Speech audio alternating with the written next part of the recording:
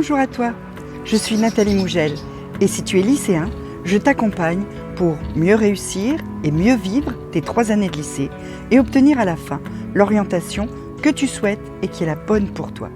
Pour ça, il y a les vidéos, mais il y a aussi les mails et surtout Instagram. Tu as le lien dans la description. On y va ?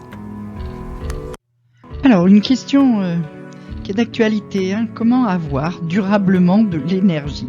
C'est pas si simple et surtout en hiver. Donc, quelles sont les choses que tu peux faire pour avoir un peu plus d'énergie tous les jours ?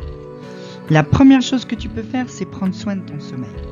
Parce que quand tu dors, c'est le moment où ton organisme recharge ses batteries. Toute l'énergie que tu as dépensée dans la journée, eh bien, tu vas pouvoir la retrouver grâce à un bon sommeil. C'est quoi un bon sommeil ? Un bon sommeil, c'est un sommeil d'abord suffisamment long.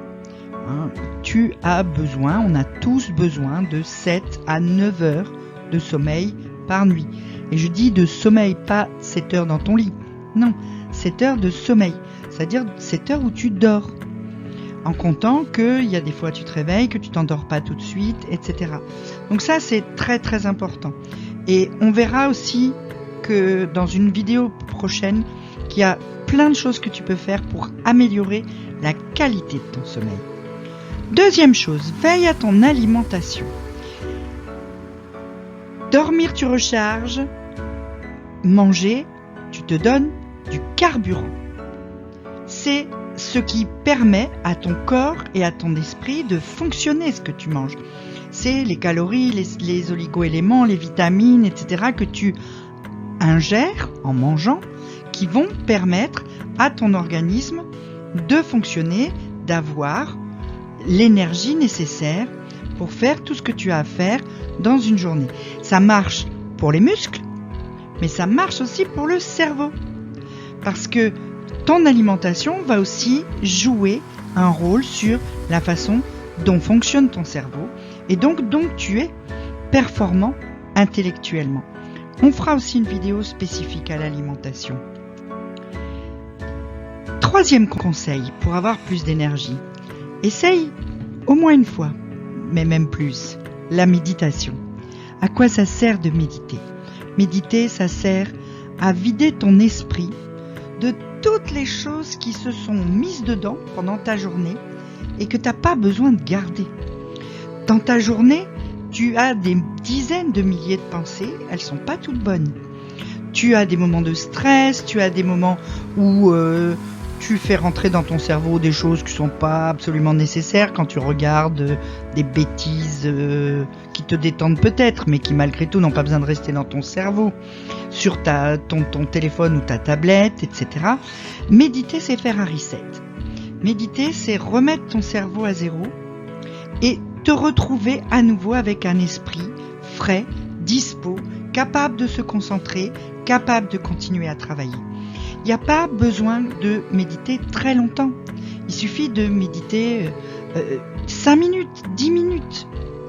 Mais ça permet à ton cerveau de retrouver son état de départ, qui est celui qui lui permet de vraiment travailler. On reparlera aussi de méditation très très vite. 4e conseil, bouge. Fais bouger ton corps. Tu n'es pas qu'un esprit, même si tu es un étudiant modèle, même si tu es le meilleur élève de la classe, celui qui a le plus de culture, etc. Tu as aussi un corps. Ton esprit et ton corps doivent marcher en même temps. Et donc, pour que ton cerveau fonctionne bien, il faut que ton corps fasse de l'exercice régulièrement. C'est bon pour ta santé physique, c'est bon pour ton équilibre et c'est bon aussi pour ton cerveau parce que de la même façon qu'en méditant, souvent, quand tu fais de l'exercice, tu reposes ton cerveau. 5e conseil, fais le plein de lumière. Tu as besoin de la lumière naturelle, tu as besoin du soleil. Pourquoi ? Parce que ça te permet de synthétiser certaines protéines, certaines vitamines, comme la vitamine D par exemple, qui sont indispensables et surtout quand tu es encore en croissance. La vitamine D, c'est vraiment une vitamine qui est très très importante pour tout ce qui est notre structure physique. Donc, tous les jours, tu vas aller faire un tour dehors. qu'il fasse, même s'il fait pas beau, si tu as l'impression que le soleil il est pas vraiment là, il est quand même là et il va quand même avec des rayons faibles, produire un minimum son effet sur ton corps et il va te faire du bien. Donc tu fais un tour dehors, tu prends l'air, tu prends la lumière et si tu peux en même temps faire l'exercice physique, tu fais d'une pierre deux coups.